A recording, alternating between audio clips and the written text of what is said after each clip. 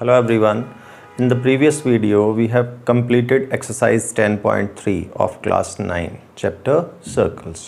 ठीक है, now we are going to start exercise 10.4, but before starting that worksheet we will see some important concepts.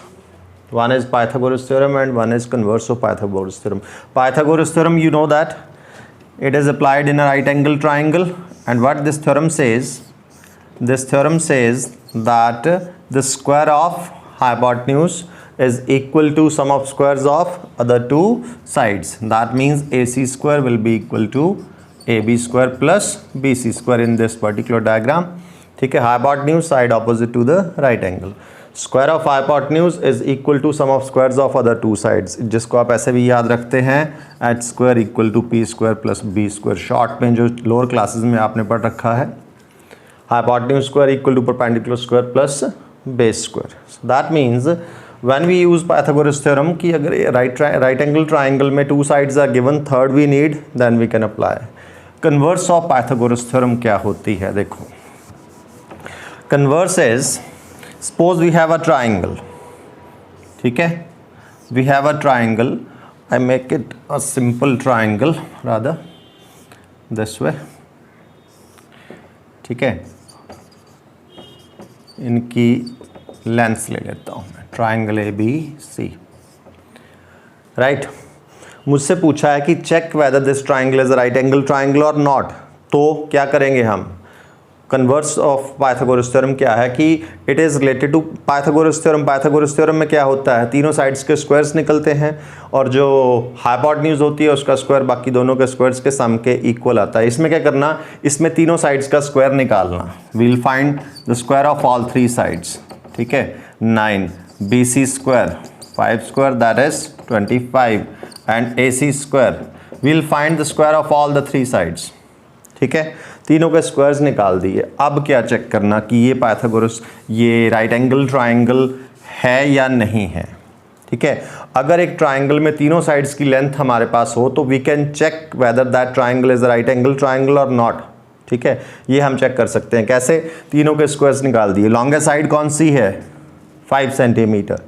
अब आपने ये देखना है कि if the square of the longest side is equal to sum of squares of the other two sides, एक side का square बाकी दोनों साइड के स्क्वायर्स के सम के इक्वल हो तो वो राइट ट्राइंगल होगी. This is what Pythagoras theorem says कि राइट एंगल ट्राइंगल में एक साइड का स्क्वायर बाकी दो के स्क्वायर्स के सम के इक्वल होता है, विच इज हाइपोटेन्यूज. तो अगर मैं ये प्रूव कर दूं कि एक ट्राइंगल में एक साइड का स्क्वायर, ऑब्वियसली लॉन्गेस्ट साइड का square is equal to sum of squares of other two sides, then that triangle must be a right angled triangle. So now 25 is equal to 9 plus 16 obviously. ठीक है, 25 किसका square था? BC का. 9 किसका square है? AB का. और 16 किसका स्क्वायर है? AC का. तो इसमें एक साइड का स्क्वायर लॉन्गेस्ट साइड का स्क्वायर बाकी दोनों के स्क्वायर्स के सम के इक्वल आया है, hence this must be a right angle triangle. और दूसरी इंपॉर्टेंट चीज, अब ये तो लग गया पता कि ये राइट एंगल ट्राइंगल है. नाउ मेन क्वेश्चन राइजेस कि राइट एंगल कहाँ पे बनेगा. तो इट्स वेरी सिंपल टू सी, जो लॉन्गेस्ट साइड होगी उसके ऑपोजिट एंगल राइट एंगल होगा. ठीक है, angle opposite to the longest side will be a right angle. Right, so this triangle will be a right angle triangle and right angled will be formed at A. Now we'll see question number 1 of this worksheet. ठीक है, अभी हमने converse of Pythagoras theorem के बारे में पढ़ा. Question है कि to circles of radii 5 centimetre and 3 centimetre, दोनों का रेडियस दिए हैं, इंटरसेक्ट एट 2 पॉइंट्स. 2 पॉइंट्स पे इंटरसेक्ट करते हैं. ये मैंने बनाया है, 2 circles intersecting at A and B I have taken and the distance between their centres is 4 centimetre. इसका डायग्राम जरा बड़े ध्यान से बनाने वाला है. ठीक है, इन दोनों के सेंटर्स का डिस्टेंस है 4 centimetre. What does that mean कि जो सेकंड सर्कल का, छोटे वाले सर्कल का सेंटर होगा, that will lie inside the first circle. इस चीज़ को ध्यान रखना, इससे बाहर नहीं जाएगा वो, क्योंकि इससे बाहर जाएगा तो 5 सेंटीमीटर तो इसका अपना रेडियस है. तो डिस्टेंस है दोनों सेंटर्स के बीच में 4 centimetre, that means second circle centre lies inside the first circle.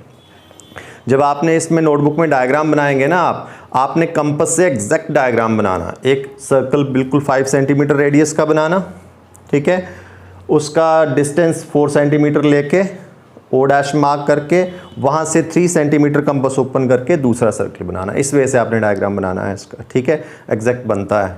ऐसे मतलब नहीं बनाना जैसे हम जनरली डायग्राम में बना देते हैं ना, यहाँ पे कंस्ट्रक्शन करके बनाना आपने, वो आपके लिए ज़्यादा ईजी रहेगा, ठीक है।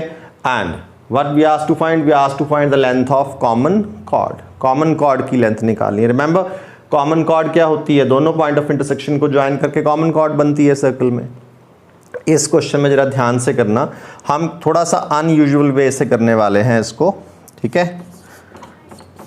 अब देखो ये डायग्राम बना ली मैंने, ओ डैश सेकंड सर्कल का सेंटर, ये लिख दिया मैंने circle C O. Remember circle को कैसे लिखा जाता है, C O comma R, O capital R small, मतलब circle having centre O and radius are.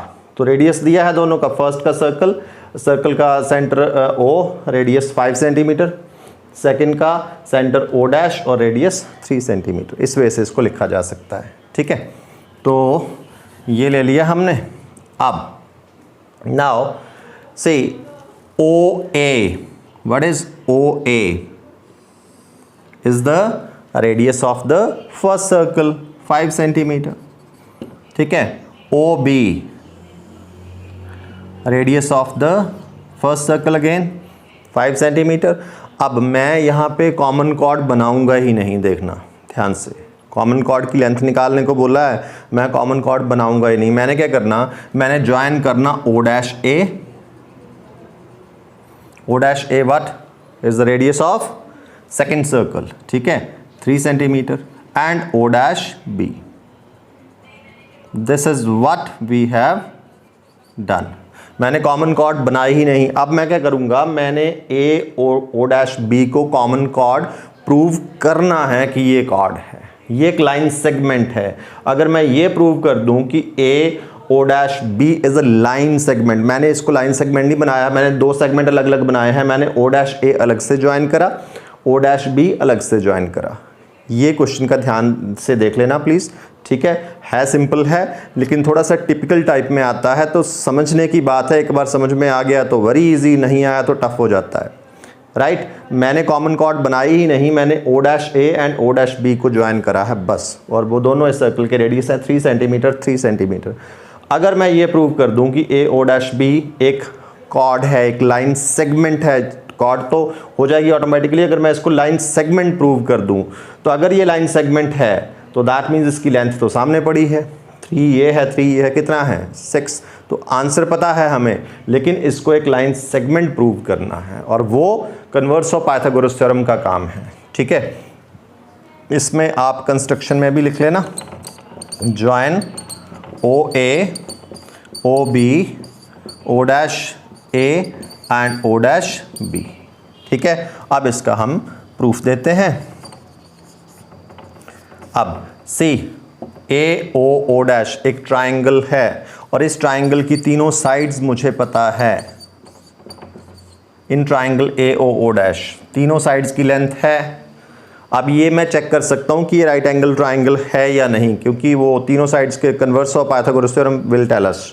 सो मैंने एग्जांपल भी यही लेके बताया था उसमें, अगर आपको ध्यान हो तो 5 25 O dash square 4 square that is 16 and O dash A square that is 3 square that is 9, ठीक है। अब 25 इन दोनों का सम होता है, 16 एंड 9 का। Now we know 25 is equal to 16 plus 9, 25 O A square equal to 16 O dash square plus 9 3 that is name is O dash A square, ठीक है। तो इस ट्राइंगल में एक साइड का स्क्वायर बाकी दोनों के स्क्वायर्स के सम के इक्वल आया, that means this triangle is a right angled triangle. और राइट एंगल बनेगा कहाँ पे, यू नो दैट, कहाँ पे बनता है, जो लॉन्गेस्ट साइड होती है उसके ऑपोजिट बनता है। सो देयरफॉर लॉन्गेस्ट साइड कौन सी है, 5 वाली, दैट इज ओ ए, ओ ए के ऑपोजिट एंगल ये वाला, so therefore we can say angle A O dash O that is equal to 90 degree. ठीक है, रीजन देना by converse of Pythagoras theorem, या यहाँ पे ये भी लिखता है therefore triangle A O O dash is a right angle triangle, this is by converse of Pythagoras theorem, hence angle ये वाला 90 डिग्री का। सही, आई टेक इट नंबर 1। अब देखना दूसरा ध्यान से, second triangle B O O dash, ध्यान से देखना 5 3 4 केस तो वही है, दोबारा करने की जरूरत ही नहीं है। सो दैट मीन्स इसके ऑपोजिट एंगल 90 डिग्री का। इसको लिखना सिमिलरली, सिमिलरली को दो पैरेलल लाइंस लिख के L Y, similarly angle B O dash O equals to 90 degree, take it 2। ठीक है, इन दोनों एंगल्स को ऐड करता हूं, let's add the two angles, these are in the form of equation, let's add the two equations. How the two equations are added? Left side is added in the left hand side and right side is added in the right hand side. ठीक है जी, so now angle A O dash O plus B O dash O that is equal to right side 90 plus right side 90। अब ये देखना ध्यान से, इन दोनों angles को अगर ऐड करें तो कौन सा एंगल बनता है? ये वाला। Name what is the name of this angle? A O dash B, A O dash B, 90 plus 90 gives you 180 degree. ये तो एक सिंगल एंगल हुआ, सिंगल एंगल 180 डिग्री का मतलब ये स्ट्रेट एंगल है। एक एंगल 90 डिग्री का मतलब वो स्ट्रेट एंगल है, वो स्ट्रेट लाइन पे बना हुआ है। ठीक है, so it's a straight angle, straight angle है तो that means it's a straight angle means A O dash B is a straight line, rather straight line segment. So therefore we can say A O dash B are एक ही line पे हैं, ये एक ही line पे जो points होते हैं उनको क्या बोलते हैं? Collinear points. ये कोलिनियर पॉइंट्स हैं, अगर ये कोलिनियर पॉइंट्स हैं तो एक लाइन सेगमेंट है। Therefore we can say A O dash B is a line segment, और ये लाइन सेगमेंट है। सो यू नो कहाँ से शुरू हुआ? A O dash B is a line segment, A and B तो पॉइंट ऑफ इंटरसेक्शन थे दोनों सर्कल के, that means it is nothing but a common chord. So therefore we can say A O dash B is a common chord. ये common chord है। Length तो हमें पहले ही पता थी इसकी क्या है। So therefore A O dash B, A O dash B लिखना है। अगर आप ओ डैश बी में से स्किप करना चाहें that you can do also, that is 3 plus 3, how much it is? 6 centimeter. So this is the solution of question number 1.